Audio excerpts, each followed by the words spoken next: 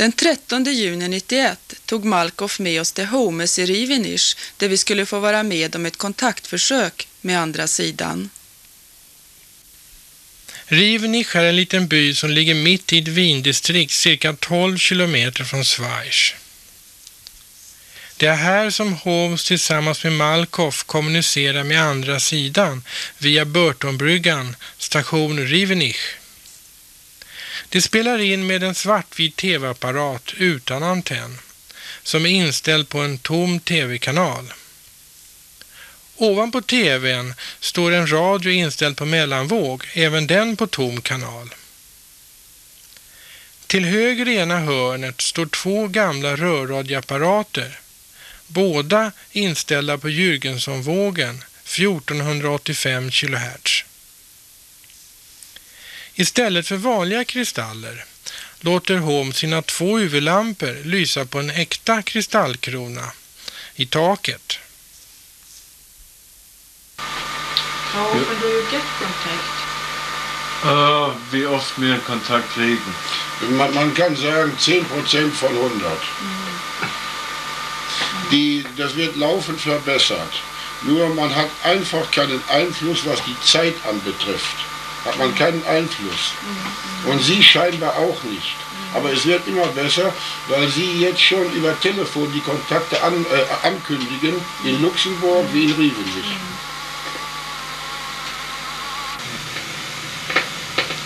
Das ist Donnerstag, 13. Juni 91, 16:40 Uhr. Hier ist Station Rivenish. Anwesend sind die Eva Olson, die Rosi Holmes, der Toni Eckert, Adolf Holmes und Friedrich Malkoff. Wir grüßen unsere Freunde in den Gruppen Sontral und Zeitstrom mit der 3. Ebene. Freunde, wir bitten euch mitzuhelfen, einen Kontakt aufzubauen. Die sind schon dran. Hier. Wir bitten C3 und den Techniker mitzuhelfen. Wir grüßen euch nochmals alle ganz herzlich. C3, Thomas, die Bordelschwings, den Werner von Braun, die Elise Caroline Holmes, den Wilhelm Busch, Werner von Braun, mein Papa das Fritzchen. Wir grüßen nochmals den Techniker, die Sven Salter, Konstantin Raudive, Friedrich Jürgenson und alle übrigen Mitglieder der Gruppen Sontral und Zeitstrom. Freunde, wir wären euch sehr dankbar, wenn ihr, und wenn es nur ein kurzer Kontakt wäre, für unsere Freunde aus Schweden durchbringen könntet.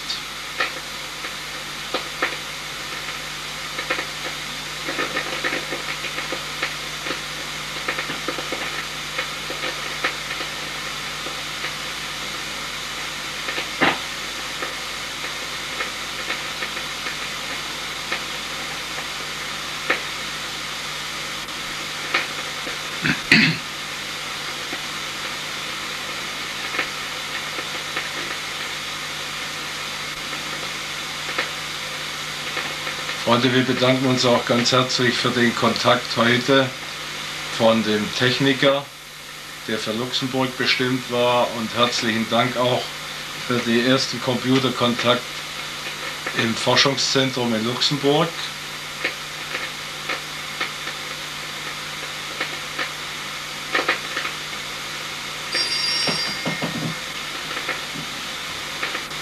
Wir bitten auch unseren Freund Thomas von Canterbury. Thomas, kannst du dich hier melden in Station Rivenish?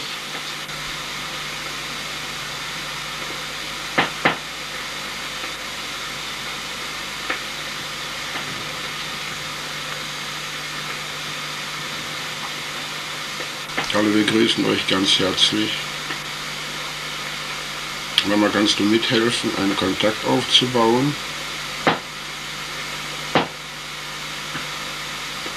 Über diese Instrumente.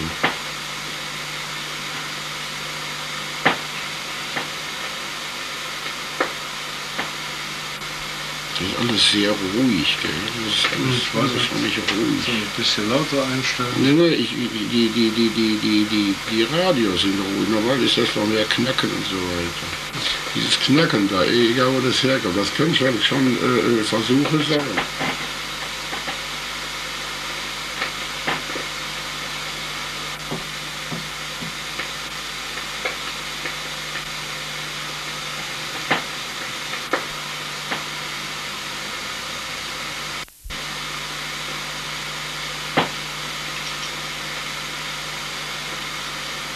Donnerstag, 13. Juni 91, 16:50 Uhr. Hier ist Station Rievenich. Eva Olsson, Rosi Homes, Toni Eckert, Adolf Homes, Friedrich Markov. Wir grüßen nochmals die Gruppen Sontral und Zeitstrom. Wir grüßen C3 und den Techniker. Freunde, wir bitten euch um Kontaktaufnahme mit Rievenich.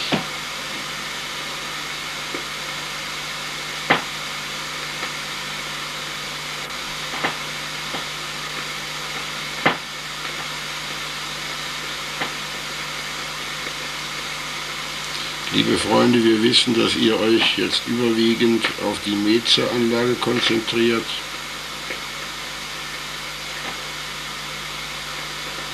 Wir bitten euch dennoch um einen kurzen Kontakt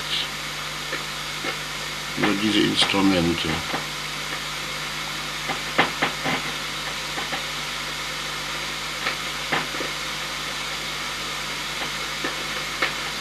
Liebe Freunde, versucht es noch einmal, wir sind sehr konzentriert.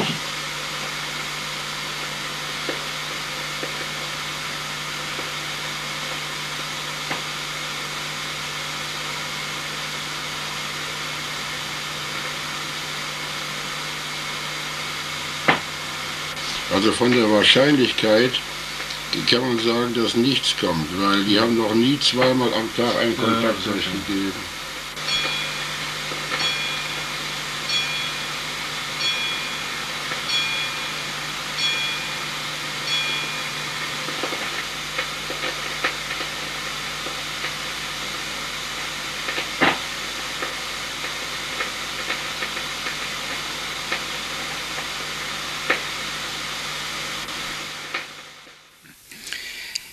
Är detta verkligen möjligt?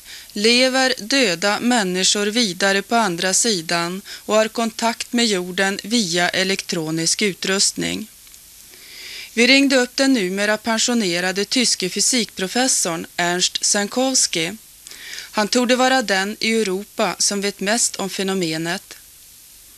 Han har undersökt både Malkoff och Holmes, Hash Fishbash och många andra gränsforskare runt om i världen som håller på med elektronisk transkommunikation. You have doing some research about Malkoff, Holmes and Fishbash. How can you explain this? Are this a fake-up, a tricks, or something like that? I have no reason whatsoever to believe that there is any hoax or any fake. You know, I have been together with the Harsh Fishbachs at first in 1986. And when we stayed with them together with my wife, there were several items in the communication from the other side which were impossible to know for the couple of the Harsh Fishbach. So we have been spoken directly by a person which was not known to them. The name was not known to them, and we have been addressed personally. So at least in this special case, I can say they had no possibility whatsoever to do any trick. Now, in all the future time, I have been there several times together with other people, and I never observed any thing which seemed to be wrong. And you see, we have now a confirmation, an independent confirmation about all these transcommunication phenomena, because those people, Mr. Holmes and Mr. Malkoff, they did not believe in a possibility, and they just started to work in normal EVP, electronic voice phenomena. And by the time their voices improved, and this same thing had happened before with the Harsh Fischbachs, they worked approximately 12 months or 18 months with normal voices, and then the voices improved, started to become better and better. So there is a slow development, and I see that somebody who wants to do any trick, he must not use, 12 months or 18 months to produce it. This is sheer nonsense, in my understanding. This is impossible to fake, and what's the use of it? Nobody gets any money from it. They have only, any trouble by anything and by anybody, because always people say we don't believe it. Yes. Are you convinced that they are the dead who is transmitting? Or? Well, this is a difficult question. You see, apparently, I personally am convinced. I started my work in end of 1976, and I had no idea about spiritualism. I had no idea about transcommunication or voices on tapes. I had only seen in 1974 a TV show with Friedrich Jürgenson here in Germany. And the poor Jürgenson, he was heavily attacked by the parapsychologists and heavily attacked by people from the press. And I thought by myself, because I am a physicist, it seems to be impossible that there might be voices from nowhere on such tapes. So after 1.5 years, I thought, well, it's very strange to get in contact with maybe with dead people. I never heard about that. So finally, I decided to try myself. And after 2 or 3 days, I got my first voices. I got in contact with other people, and I found the same things which I had personally observed. All the same characteristics were just the same, like written already by Jürgenson and by Raudive and by several other people. So I was in contact with Mr. Meek in the United States about the Spiricom system. I was in contact with Mr. König. I was in contact with the Italian group, or am in contact with the Italian group in Grosseto, and all around with people in Austria, with people in Switzerland, and I know that this phenomenon exists. Hallo, ja? 505 hören. Hallo.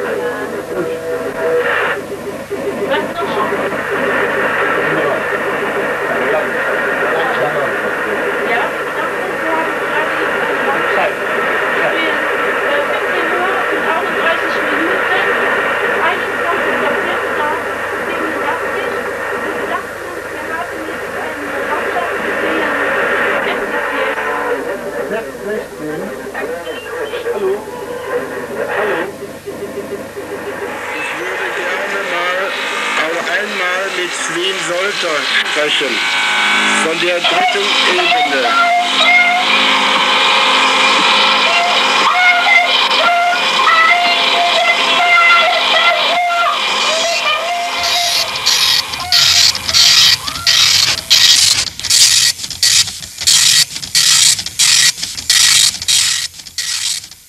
Många gånger när jag som nu sitter här vid fönstret och ser ut över floddalen och iakttar vad som händer runt omkring, är det svårt att minnas att jag en gång har levt på en annan planet och i en annan dimension.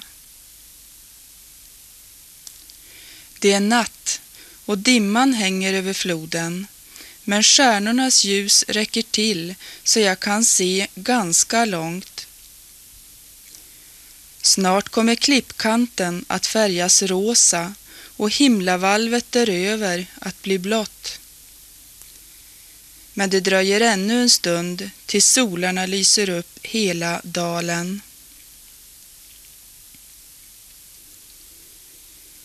Genom det forskningscentrum som nu har grundats hos er kommer Tidström tillsammans med centralen att försöka befästa transkommunikationen i er värld för att göra människorna uppmärksamma på livets odödlighet och med alla därmed förbundna konsekvenser.